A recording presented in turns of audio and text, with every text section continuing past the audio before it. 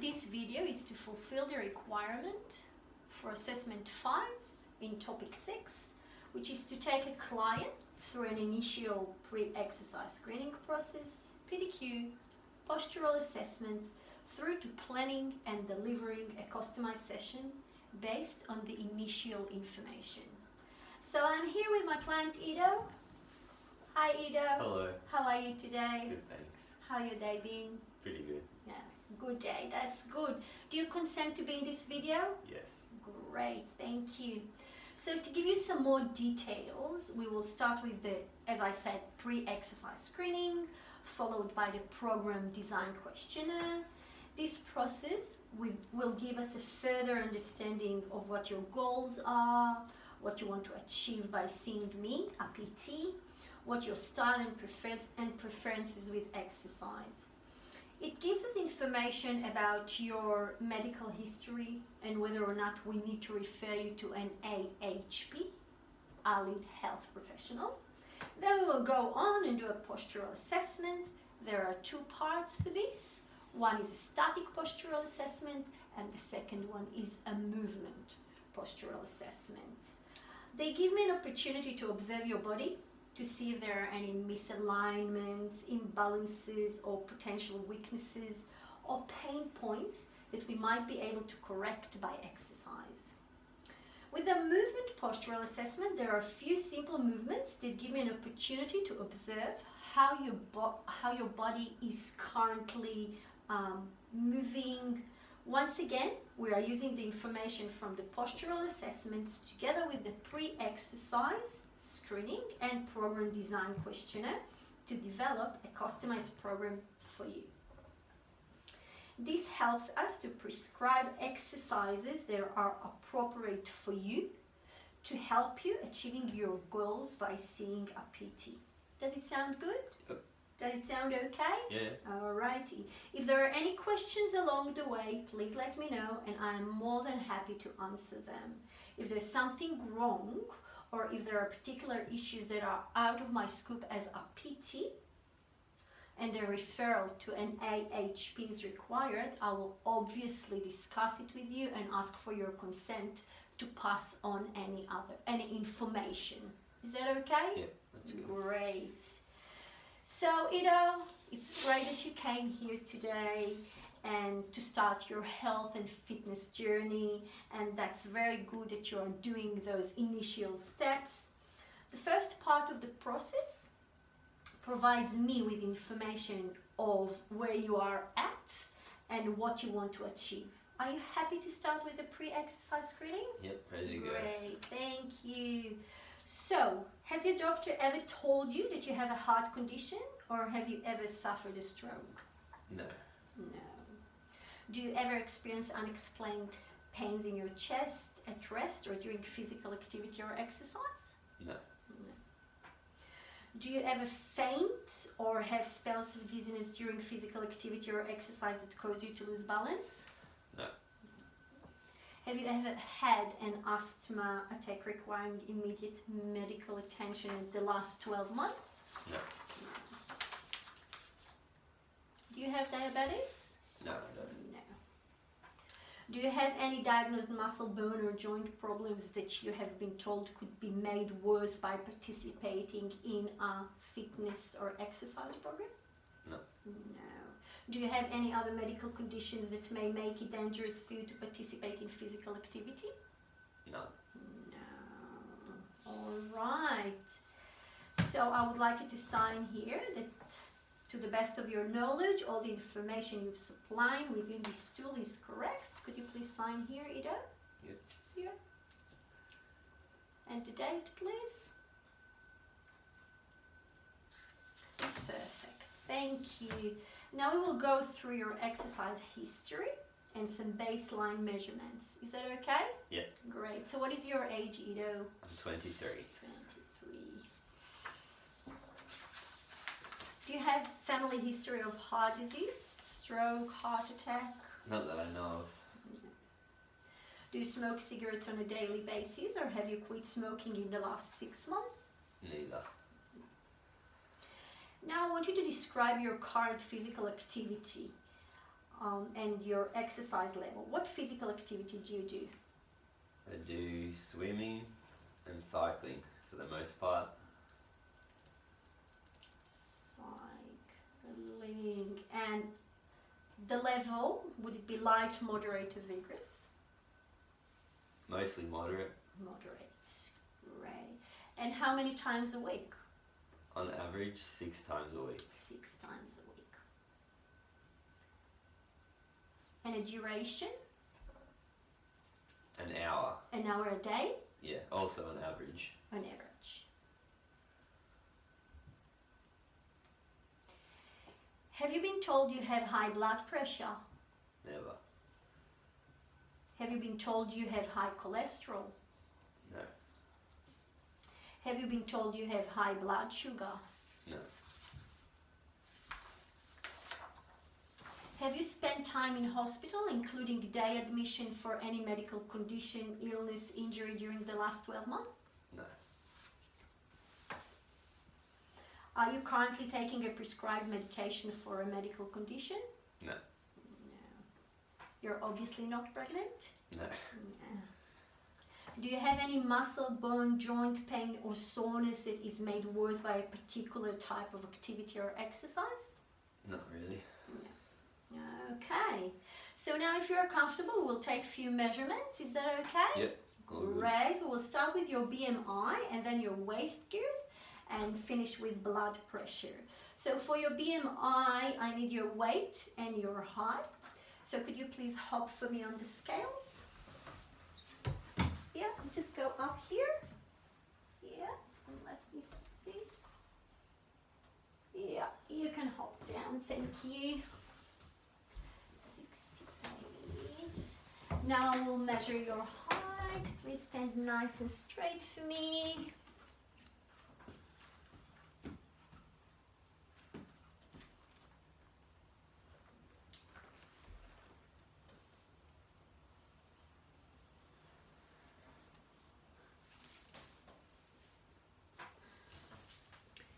Thank you, you can sit down. Oh, sorry, no, I need your waist. Just a minute. 174 centimeters.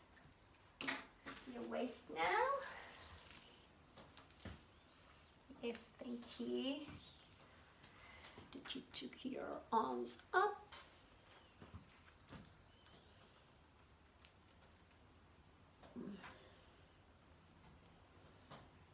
Perfect, 80 centimeters. Now I'll take your blood pressure. Is that okay? Yep, that's no worries. Have you done it before? Yeah. That's great. Alright. Can I please fold your sleeve? Great. We'll put it on your bicep. The artery is here.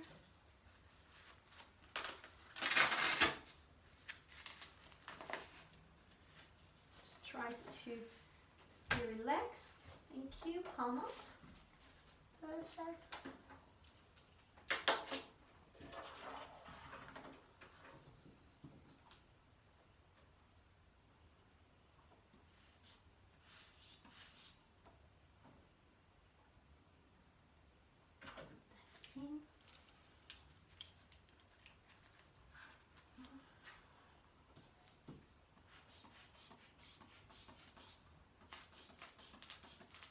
Is that okay, Ido? Yep.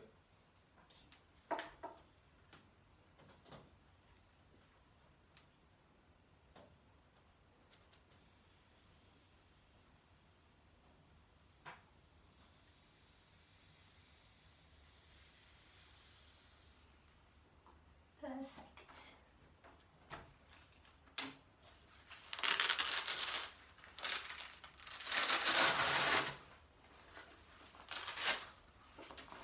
Are you okay? Yep. Perfect.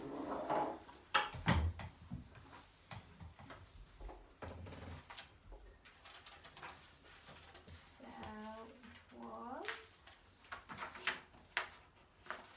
110 on 17, 80 centimeters.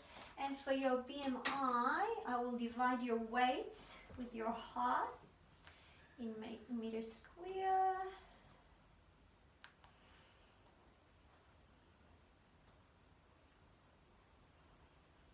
It's 1.74. 68. Perfect. 22.6. So that all seems within the normal range, Ido. Really good.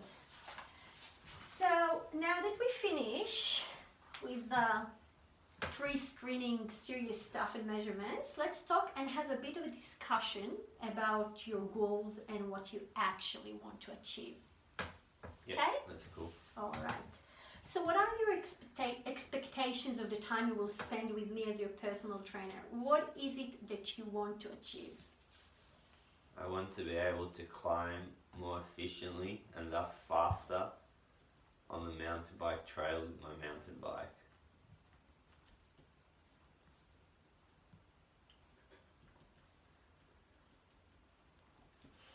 What outcomes do you want from your exercise program?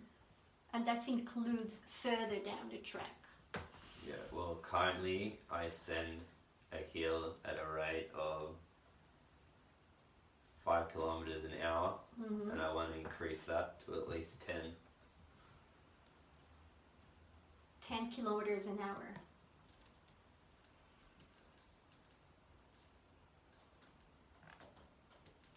What is the single most important goal for you to achieve with your exercise program? The speed at which I climb. Speed which you climb. Yeah.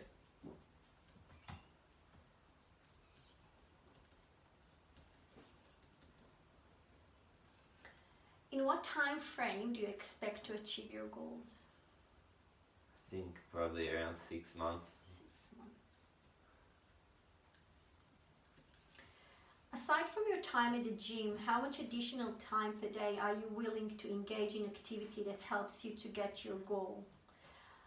Such as daily walks, using the stairs or home exercises. You've already mentioned that you swim and you cycle, so probably those will be the activities you will do. Are there any other? So swimming. I'm happy to go for some runs if that will help. Runs. That's great. Any other thing? So cycling, swimming, and runs. Yeah. Are all aspects of your training completely up to you, or is someone or something else a consideration when scheduling your training sessions? So right now consideration is my work schedule, and further down the track a university schedule might also be. Uni schedule. Alright, so work in uni. Yeah. Now, is it more important for you to continually be active and moving, or stationary during your workouts? You need to choose between moving, stationary, or both. I like to be moving during my workouts. Moving. When you need to reduce stress, do you ideally enjoy activities to be physical, exciting, adventurous, competitive, or social, relaxed, stationary, and practical? And you need to choose between physical, stationary, or both. Probably stationary to keep me relaxed. Relaxed. Yep. Do you enjoy exercise more when it involves a repetitive routine or one that offers variety? So it's between variety, routine, or both. I like both. I like to mix it up. Yep. But if I had to choose one, probably routine. Routine. But put down both because I do both. Alrighty. Now, does your occupation require continual moving hands-on work? Yes. Alright. Would you say that your work is sedentary, active, or physically strenuous? I'd say it's physically active work. Active. What is your work? Lifeguarding. Lifeguarding. What hobbies do you enjoy? Inactive or active? We do know that you like active things. Yes. Yeah, so we're talking about the swimming and cycling. That I mentioned. Yeah. But also I like other sports like tennis, table tennis. Tennis. Table tennis. Do you regularly participate in recreational activities? Yes, because I do sport as a recreation, so. Okay, sport as a recreation. So we're talking again about swimming, cycling, tennis. Yes. Yeah. How often do you do those activities? You've mentioned before that it's daily. Yeah. Like about 6. Yeah, virtually daily. Daily. And is it the truth for all the things that you do? Well, I do at least one of them a day. Okay, one of them a day. So, like you said before, it will be about an hour a day. Yeah, about an hour. Every day. Yes. Are you currently exercising at a gym or outdoor PT sessions? No.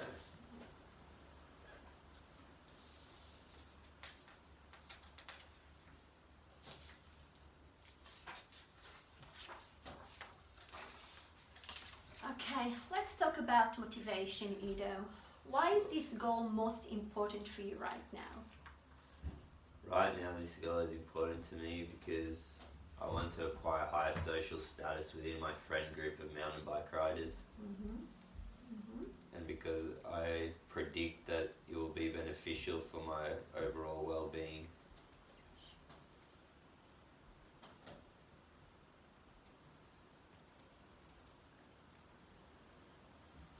If you don't make these changes and stay the way you are, or even regress in health and fitness, how would that affect your life? What consequences could occur? The major consequence would be a decrease in positive emotion that I experience on a daily basis.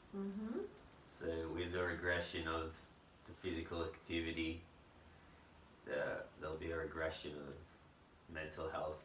Regression in mental health. When you do successfully reach your goal, in what ways will life be different? Well, I would have acquired higher social status, and so I'll be more liked socially. And if my prediction is correct about my well-being, then I'll also be happier. I'll experience positive emotions more regularly. More happier. What benefits are most important for you? From the program? Yep. Well, Or from achieving your goal from the program? Yeah, it's, as I mentioned, it's that acquisition of social status that will play probably the biggest role in my life. Social status. On a scale of 1 to 10, how important is it to you to make those changes right now? I'd say an 8. An 8. Why is this not a 2 or 3?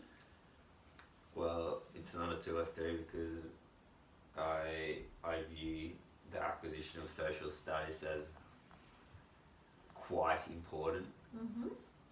Not as critical or integral to my life, but important enough that I'd rate it an 8. What would make it a higher number? Higher than 8? Again, it feels absolutely critical to my well-being to acquire that status, then I would rate it more highly, but because I'm still relatively satisfied with my life as it stands currently, then that's why it's not higher. Right. Do you believe that you can make these changes? Yes, I do believe I can make the changes.